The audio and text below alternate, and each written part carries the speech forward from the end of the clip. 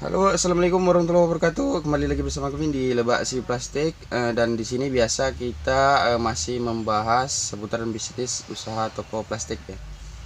Dan jangan lupa bagi teman-teman yang baru mampir ke channel ini, jangan lupa like dan subscribe serta nyalakan lonceng notifikasi ya. Jadi biar teman-teman itu tidak ketinggalan informasi terbaru dari kami ya. Dan pembahasan kali ini mungkin kita membahas masalah harga naik versus harga turun ya.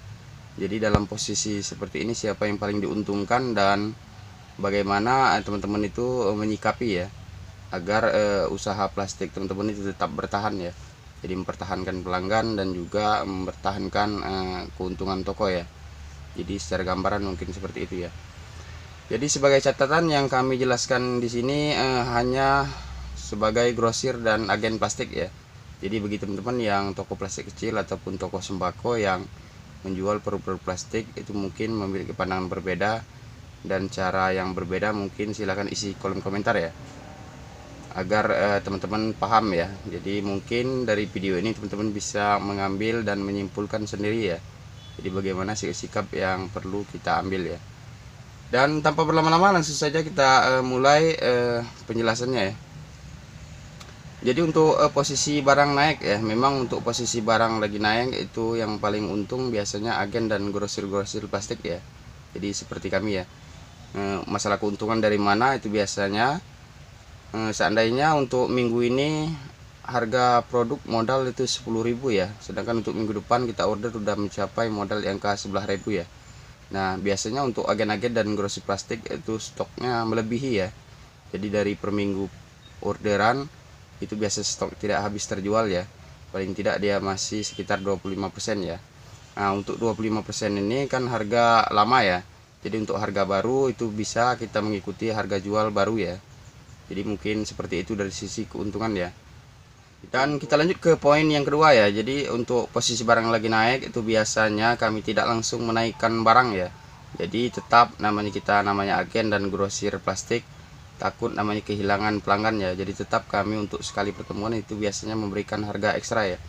Nah untuk harga ekstra sendiri ini untuk stok barang yang lama ya. Maka dari itu biasanya kami selalu mencatat stok-stok barang ya, baik di APE, HD dan juga gelas-gelas ya. Jadi pas harga naik kita punya catatan stok barang masih berapa ya. Untuk harga ekstra itu diberikan kepada produk-produk yang masih harga 10.000 ya seandainya ya. Jadi untuk harga yang 11.000 itu baru kita naikkan secara perlahan ya. Jadi kalau kita naikkan langsung harga-harga barang tuh biasanya pelanggan kita komplain ya. Masih penting kalau mereka komplain, yang kita khawatirkan mereka langsung berpindah tempat belanja ya. Jadi mungkin seperti itu ya kalau barang posisi barang lagi naik ya. Memang dari sisi sini kami merasa sedikit untung ya, daripada barang turun mending barang terus bergerak naik ya. Tapi memang untuk biasanya kalau barang lagi bergerak naik itu daya beli masyarakat itu turun ya. Jadi ada mungkin beberapa tips untuk teman-teman menghadapi pergerakan harga yang lagi naik ya, mungkin seperti itu ya. Kita lanjut ke bagian selanjutnya. Kalau barang terus bergerak naik itu biasanya kami melakukan perkalian silang ya. Jadi perkalian silang itu seperti apa ya? Jadi perkalian silang itu stok lama di total jumlah ya. Jadi seandainya 20 dus dengan harga 10.000 ketemu harga sekian ya. Sedangkan untuk kita order baru itu posisi barang meningkatnya terlalu tinggi ya. Jadi kemarin 10.000, untuk harga sekarang itu modal 12.000 ya. Jadi untuk yang 12.000 seandainya yang kemarin 20 dus sisa dan yang sekarang itu 20 dus kita order ya. Jadi dari kedua barang ini teman-teman totalkan dulu ya. Jadi berapa jumlah keseluruhan ya. Jadi seandainya jumlah keseluruhan sekian ratus ribu, teman-teman bagikan menjadi 40 ya. Di situ biasanya ketemu harga tengah ya. Jadi harga tengah tidak terlalu murah dan juga tidak terlalu mahal ya. Dan kalau teman-teman jual itu mungkin tidak terlalu rugi ya. Jadi itu namanya perkalian silang ya. Jadi yang lama dikalikan jumlah sama yang baru dikalikan jumlah, sudah itu ditambah, yaitu teman-teman bagi keseluruhan ya. Jadi bagi menjadi 40 dus ya. Jadi gambarannya seperti itu ya. Kita ke poin selanjutnya. Kalau posisi barang itu bergerak naik itu biasanya kami mencari produk-produk tandingan ya.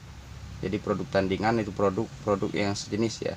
Jadi seandainya tadi kita contohkan gelas kopi, kita cari gelas kopi tapi dia berbeda merek ya, jadi dengan harga yang menyesuaikan ya. Jadi posisi yang biasa kita pakai harga naik terlalu tinggi, mungkin kita jual, mungkin tidak terjual ya. Jadi alternatifnya kita cari produk-produk gelas plastik dengan berbeda merek ya, dengan harga di bawah yang tadi ya.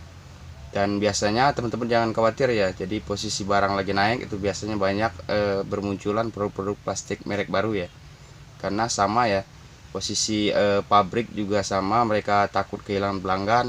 Mereka biasanya memberikan produk-produk merek baru ya, yang harganya sedikit terjangkau ya, daripada kita mempertahankan merek yang lama dengan posisi harga terus bergerak naik ya. Jadi secara gambaran untuk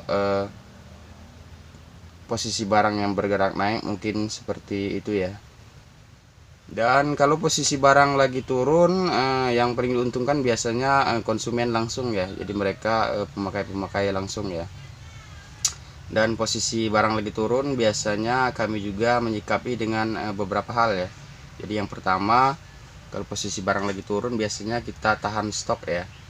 Jadi seandainya stoknya ada 20, maka 10-nya kami tahan ya. Untuk pengeluaran barang itu biasanya tidak kami jual dengan harga quantity ya. Jadi barang kita tahan sebagian dan sebagian kita jual hanya ecer dan juga quantity sedang ya. Jadi quantity sedang itu tidak satu bal utuh ya. Jadi kalau PE itu hanya orang beli 10 kilo ataupun 20 kilo ya. Jadi untuk harga balan mungkin tidak termasuk ya. Memang untuk posisi barang turun per minggu itu biasanya dia turun, barang bergerak turun itu percuma ya. Jadi kalau kita jual dengan harga quantity itu tidak masuk ya. Jadi untuk modalnya saja itu mungkin tidak tercukupi ya. Itu mungkin tips yang pertama ya. Dan di tips yang kedua biasanya untuk barang-barang yang bergerak turun itu tadi, kalau yang tadi kita tahan setengah stok. Dan yang kedua itu biasanya untuk teman-teman yang tempo ya. Jadi barang-barang yang setengah tadi kami berikan kepada teman-teman yang minta barang tempo ya. Jadi memang untuk harga tempo dan cash sendiri berbeda ya. Jadi kalau kita jual cash itu tidak tertutup modal, tapi kalau tempo kan berbeda ya. Jadi seandainya itu modal 10.000, kita jual tempo itu bisa di angka 12.000 ya. Jadi masih bisa itu menutupi kerugian karena barang turun ya. Jadi gambarannya seperti itu ya. Dan mungkin cukup sampai di sini ya. Jadi kami ucapkan terima kasih, tetap semangat buat teman-teman yang baru merintis usaha toko plastik, dan tetap terus belajar ya. Jadi bagaimana untuk usaha toko plastik tetap bertahan di posisi barang naik ataupun barang turun ya. Wassalamualaikum warahmatullahi wabarakatuh.